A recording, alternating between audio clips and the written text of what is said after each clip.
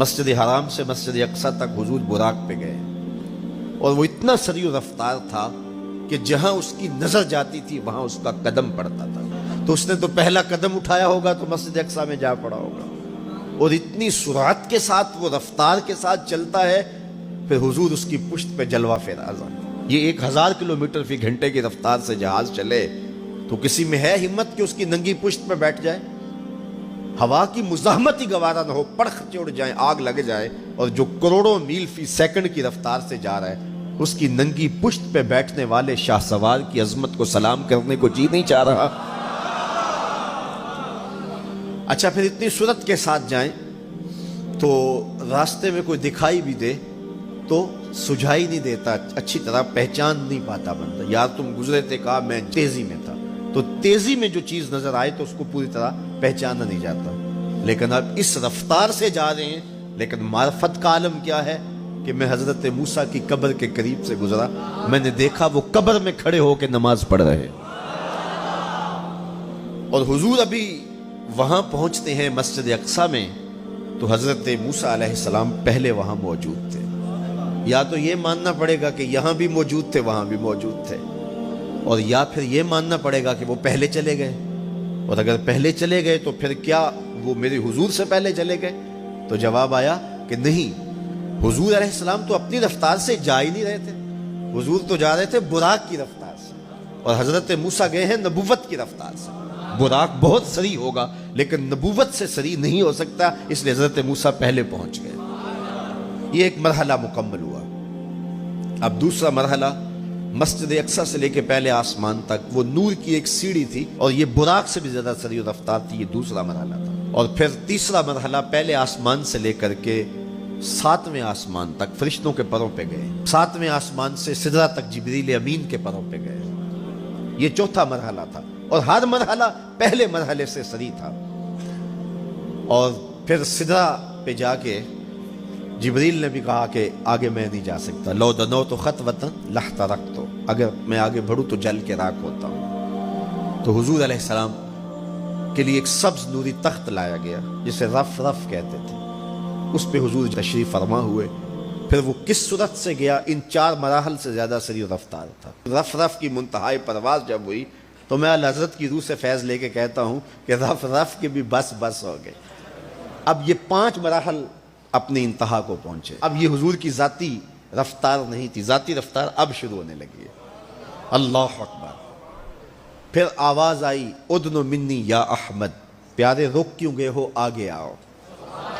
اللہ اکبر. اور حضور پھر اعلیٰ حضرت فرماتے ہیں کہ ڈرتے جھجکتے آگے بڑھے. کیوں؟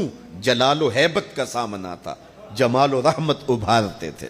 عبد تھے نا، معبود کے حضور حاضر ہو رہے تھے تو جلال و ہیبت کا سامنا تھا، جمال و رحمت ابھارتے تھے. آواز آئی محبوب آگے بڑھیے. حضور نے ایک قدم اٹھایا. اب پھر فاصلہ کتنا طے ہوا ایک قدم میں؟ مسجد حرام سے لے کے مسجد اقصی تک براق نے جتنا فاصلہ طے کیا، مسجد اقصی سے لے کر پہلے آسمان تک نور کی سیڑھی نے جتنا فاصلہ طے کیا، اور پہلے آسمان سے 7ویں آسمان تک اور پھر وہاں سے سدرہ تک جبریل اور فرشتوں نے جو فاصلے طے کیے، پھر اس کے بعد رف رف جہاں تک گیا. ٹوٹل ان 5 مراحل میں جتنے فاصلے طے ہوئے، حضور کے ایک قدم اٹھنے سے اتنے فاصلے طے ہو گئے. اب یہ رفتار تھی میرے حضور کی. پھر ہر قدم میں اتنا فاصلہ طے ہوتا جتنا پیچھے ٹوٹل قدموں سمیت فاصلہ طے ہو چکا ہوتا. اب کوئی حساب کر کے تو دکھائے. اللہ اکبر. اور پھر آواز آتی گئی بڑھ اے محمد، کریم ہو احمد، قریب آ سرور ممجد. نثار جاؤں وہ کیا ندا تھی، وہ کیا سما تھا، وہ کیا مزے تھے. 70,000 مرتبہ آواز آئی اور حضور کے قدم اٹھتے گئے. پھر کہاں تک پہنچے؟ کوئی حد ہے ان کے عروج کی، بالا غل اولابے. اور اس کو میرے رب نے سفر نہیں کہا یہ ابھی میرے نبی کی سیر ہے. کیا سمجھو گے میرے رسول کو؟ اس کی سیر اتنی سریع ہے کہ تمہاری عقلیں تھک گئی ہیں، اور اگر وہ سفر کرنے پہ آئے تو پھر عالم کیا ہوگا. سی راز میراج محبتاں دا نہیں سی کسے دی سمجھ وچ آن والا. سدیا طالب تے گیا مطلوب ہوتے. جبرائیل سی صد لے جان والا. بازے آخ دے بن دروازیاں تو کیویں پہنچیا عرش تے جان والا. ابر عقل نو ایتھے دخل کیے جانے جان والا یا لے جان والا. یہ میرے رب کا دعویٰ ہے. اپنے محبوب کو سیر میں نے کروائی. اچھا سیر کروائی کیوں؟ تو کہا کہ میں اپنے عجائب قدرت کی نشانیاں اپنے عبد خاص کو، عبد منیب کو، عبد مختار کو، عبد مکرم کو دکھانا چاہتا ہوں. اور پھر اللہ جل شانہ نے اپنے محبوب کو اتنی نشانیاں دکھائیں جن کا تعلق دیکھنے سے بھی تھا، جن کا تعلق وجدان سے بھی تھا، محسوسات سے بھی تھا، سننے سے بھی تھا. کبھی حضور علیہ السلام جنت کی خوشبو سونگھتے ہیں، نظاروں کی وادی دیکھتے ہیں، اور کبھی دوزخ کے اندر عذابوں میں مبتلا لوگوں کو دیکھتے ہیں. اور پھر اپنی امت کو بیان بھی فرمایا تاکہ وہ ان اعمال بد سے بچ جائیں جو جہنم میں لے جانے کا سبب اور ذریعہ ہے. آج کی شب خاص میں میں اور آپ اپنی زندگیوں پہ غور کریں اور حضور علیہ السلام نے وہ جو ہمیں خبریں دی ہیں ان کو دیکھیں، اور کوئی ایسی کوتاہی کہیں ہمارے اعمال میں تو نہیں ہے، اگر ہے تو اس کو اپنے سے دور کر کے ایک نئی زندگی کا آج سے آغاز کریں. حضور علیہ السلام نے فرمایا کہ میں نے کچھ لوگوں کو دیکھا کہ پتھروں سے ان کے سر کچلے جا رہے ہیں، اور پتھروں سے کچلنے کی وجہ سے ان لوگوں کے سر کیمے کی طرح ہو جاتے، کوٹ دیے جاتے ہیں پتھروں سے، لیکن تھوڑی دیر کے بعد پھر صحیح ہو جاتے ہیں، لیکن پھر دوبارہ ان کے سر کچلے جاتے. تو میں نے پوچھا جبریل یہ کون لوگ ہیں؟ تو کہا کہ یہ وہ لوگ ہیں کہ جن کے سر نماز کی وجہ سے بوجھل رہتے تھے، نماز جن کو بڑی بھاری لگتی تھی، اذان کی آواز سنتے اور پھر دوبارہ سرہانے پہ سر ڈال دیتے اور اٹھنے کی ہمت نہ پڑتی. حی علی الصلاۃ حی علی الفلاح کی دل فریب صدائیں کانوں میں پڑتی. تو ان کے سر نماز کی وجہ سے بوجھل ہوتے تھے، اور آج ان کے سر پتھروں سے کوٹے جا رہے ہیں. اس پورے اجتماع میں جو اس گراؤنڈ کے کناروں تک ہے اور باہر گلی میں بھی اس لاؤڈ سپیکر کے ذریعے سے، بازار میں بھی، سڑک پر بھی آوازیں پہنچ رہی ہوں گی، تو آپ سب اور میں غور کریں کہ ہماری زندگی میں کہیں نماز سے کوتاہی تو نہیں ہے. اور یہ بھی سن لیجئے کہ یہ معراج کا تحفہ خاص ہے جو حضور لے کر آئے ہیں. اسی لیے الصلاۃ معراج المومنین کہا گیا کہ نماز اہل ایمان کے لیے معراج ہے. حضور کا معراج تو یہ کہ دیدار الہی کیا اور وہاں تک پہنچے جہاں کسی کا تصور بھی نہیں پہنچ سکتا. لیکن اس امت کے لیے معراج یہ ہے کہ جب وہ پیشانی سجدے میں رکھ کے سبحان ربی الاعلیٰ کہتی ہے، اتنی رحمتیں برستی ہیں کہ اگر لوگوں کو پتہ چل جائے کہ ہم جب سجدے میں ہوتے ہیں تو کتنی رحمتیں برستی ہیں تو وہ سجدے سے ساری نہ اٹھائیں. اتنی رحمتوں کا نزول ہوتا ہے. اس لیے اس امت کا معراج یہ ہے کہ یہ 5 گانا نماز شعار زندگی بنا لے، کبھی بھی نماز قضا نہ ہونے دے، اپنی زندگی میں نمازوں کو اس طرح شامل کرے کہ نماز کا وقت آئے تو بے چینی ہو کہ نماز کی ادائیگی ہو، اور ایک نماز کے بعد دوسری نماز کا انتظار کرنے لگ جائیں. حضور نماز کو آنکھوں کی ٹھنڈک قرار دیں. بلال حبشی کو جب اذان کے لیے کہتے تو یہ فرماتے ارحنا یا بلال، بلال اٹھو اور ہمارے سینے کو راحت پہنچا دو. تو نماز سے حضور کے قلب کو، حضور کے سینے کو راحت پہنچتی تھی. میں اور آپ جتنے لوگ یہاں آئے ہیں اور جس ہجوم کے ساتھ، جس شوق کے ساتھ، جس ولولے کے ساتھ اور جس محبت کے ساتھ آئے ہیں، یقیناً آپ اور میں حضور کو راضی کرنے آئے ہیں، اپنے رب کو راضی کرنے آئے ہیں، آقا دو عالم کی رضا کے حصول کے لیے ہم آئے ہیں. تو حضور کی رضا کے طالب بن کے آج کے اس اجتماع میں آنے والوں، اگر تم چاہتے ہو کہ حضور ہم سے راضی ہو جائیں، تو اگر بدقسمتی سے کوئی بے نمازی ہے تو آج عزم کر کے جائے کہ آج کے بعد نماز نہیں چھوڑوں گا، اللہ کے رسول راضی ہو جائیں گے انشاءاللہ. چونکہ حضور نے نماز کو اپنی آنکھوں کی ٹھنڈک قرار دیا ہے، یہ حضور کے لیے راحت کا سبب تھا.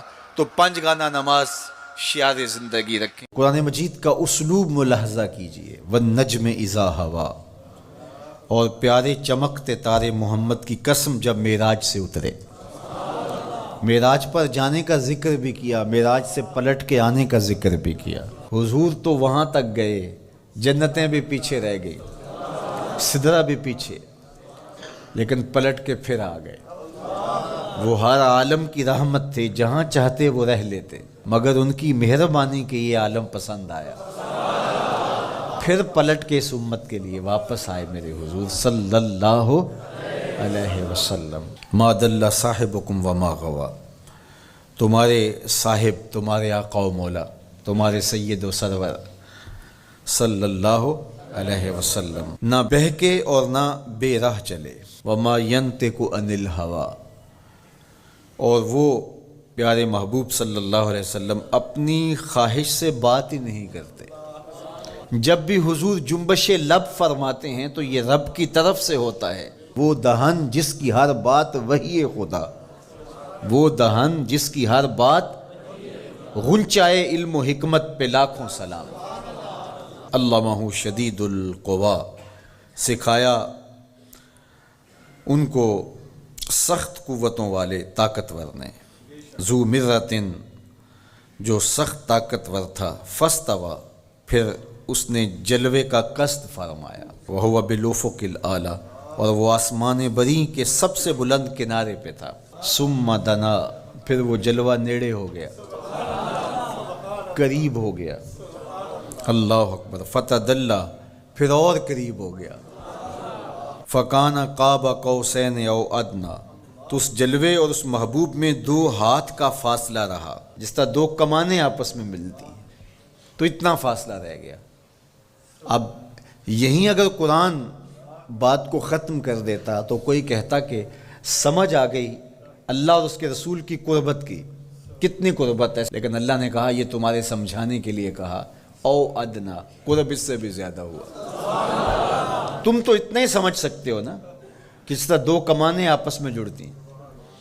اللہ اکبر۔ حضرت علامہ جلال الدین سیوطی علیہ رحمہ کہتے ہیں کہ اہل عرب کا طریقہ یہ تھا کہ جب 2 سردار موافقت کرتے تھے، جب ملاقات کرتے تھے اور ایک دوسرے کے حلیف بنتے تھے، آپس میں ان کے اتحاد کا، ان کی محبت کا اعلان یوں کیا جاتا تھا کہ وہ آگے بڑھتے اور اپنی اپنی کمان جوڑ کر کے اس سے ایک مشترکہ تیر پھینکتے۔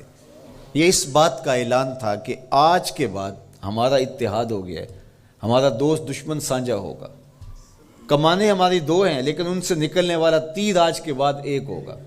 یہ اس بات کا اعلان ہے کہ ان کا دشمن ہمارا دشمن ہوگا، ہمارا دشمن ان کا دشمن ہوگا۔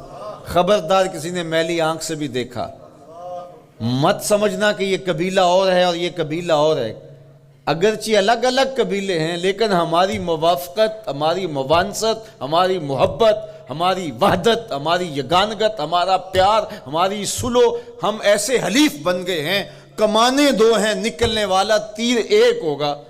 کہا اللہ اور اس کے رسول کی قربت کتنی ہوئی اہل عرب، تم اپنے رواج سے سمجھ لو، جس طرح تم کمانیں جوڑتے ہو ہم نے بھی کمانیں جوڑ لی ہیں، ہم نے بھی کمانیں جوڑ لی، الوہیت کی کمان اور رسالت کی کمان، الوہیت کی کمان اور عبدیت کی کمان۔ اللہ اکبر۔ یہ 2 الگ الگ کمانیں ایک نہیں ہوئی، یہ فاصلہ نہیں مٹا، عبد اور معبود کا فاصلہ ختم نہیں ہوا، کمانیں 2 ہیں، لیکن کہا سن لو ان سے نکلنے والا تیر اب ایک ہی ہوگا۔ اب قرآن پڑھ لیجئے، وَمَا رَمَيْتَ اِذْ رَمَيْتَ وَلَكِنَّ اللَّهَ رَمَى۔ اللہ کہتا محبوب یہ جو کنکر تو نے پھینکے ہیں، یہ تو نے تو نہیں پھینکے، یہ تو میں نے پھینکے ہیں، اس لیے کہ کمانیں 2 ہیں لیکن نکلنے والا تیر ایک ہی ہوگا۔ ہم یہ نہیں کہتے کہ اللہ اور اس کے رسول کی ذات ایک ہے، اگر یہ کہیں گے تو مشرک ہوں گے، ہم یہ نہیں کہتے، کہنا نہیں چاہیے، ہے بھی نہیں، ہم کہتے ہیں ذات ایک نہیں، بات ایک ہے۔